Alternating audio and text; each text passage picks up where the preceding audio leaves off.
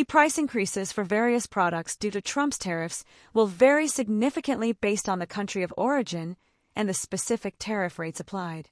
Here's a more detailed breakdown. China.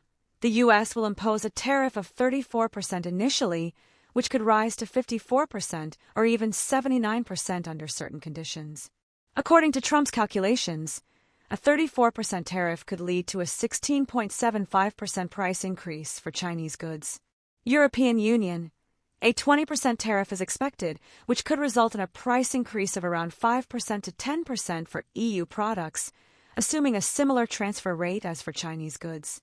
Vietnam. With a 46% tariff, prices for Vietnamese goods could increase by approximately 11.5% to 23%. Taiwan.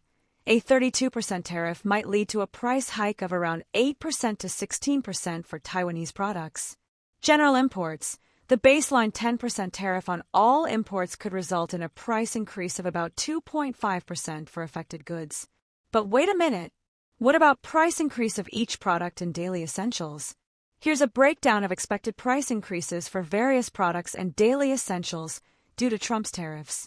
Welcome to the deep dive. We look into the stuff that really matters in your day-to-day life. That's right. And today, we're diving into something I think we're all going to feel, right in our wallets. We're talking about how tariffs on imported goods could, bump up the prices of things you buy all the time. Yeah, we've heard a lot of questions about this. Exactly. So we've sorted through a bunch of information about where stuff comes from, what tariffs might apply.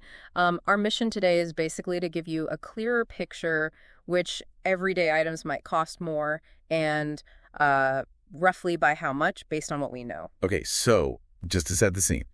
If, let's say, a flat 10% tariff was put on all imports across the board, the average price increase you might see on those goods would probably land somewhere around 2.5%. That's the sort of baseline average. Okay, 2.5% ever. But let's get specific. Something like coffee. I mean, almost everyone starts their day with it. What's the deal there? Right, coffee. Good example. If a 10% tariff hits coffee imports, and remember, a lot of that comes from places like Brazil, Colombia, major producers, yeah. You could realistically see the price of your coffee going up by maybe 5%, possibly up to 10%. Kind of depends, on the specific beans where your local shop gets them, if they decide to absorb some of that cost.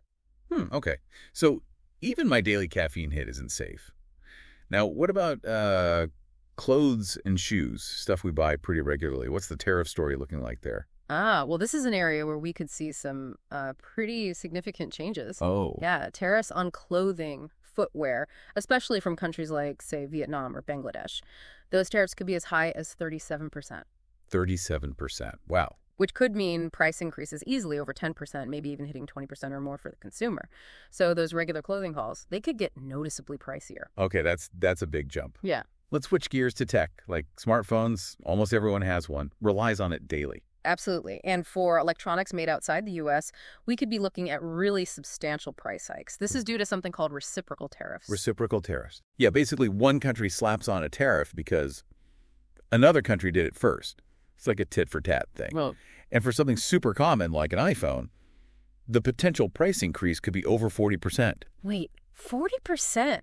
On an iPhone? Potentially, yeah. It really makes you stop and think about the costs involved. 40%, okay.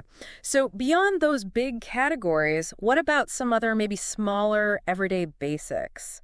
Like bananas. Do we see anything there? Yeah, you could see small increases on things like bananas, vanilla too, as tariffs on those specific imports kick in. Our sources didn't give exact percentages for everything, but Right. even a small tariff adds up when it's on something people buy all the time. Yeah. And interestingly, even the cost of making, say, toilet paper might rise a bit because the raw materials could face tariffs. Oh, and maple syrup, if you like that on your pancakes. Yeah. Prices might get a little bump there too, mainly due to tariffs on imports from Canada. Huh. So even the small stuff we don't really think about. Okay, what about wine? That's a regular purchase for some folks.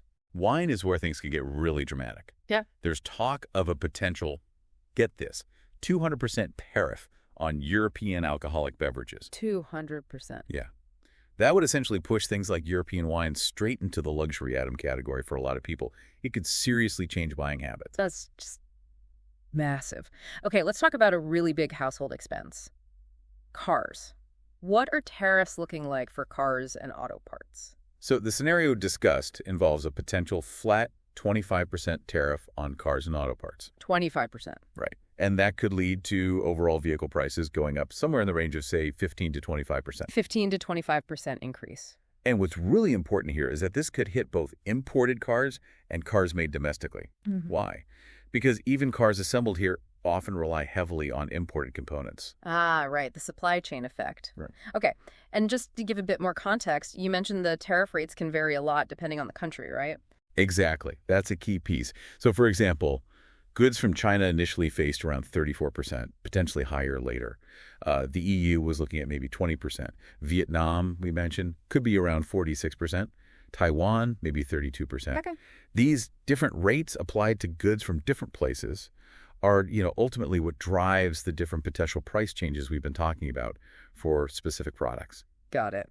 So zooming out then, the big takeaway seems to be that these tariffs on imported goods, especially from certain countries, and hitting these frequently bought items, coffee, clothes, electronics, plus major purchases like cars, well, they could lead to some pretty noticeable price increases for all of us. That's the bottom line, yeah.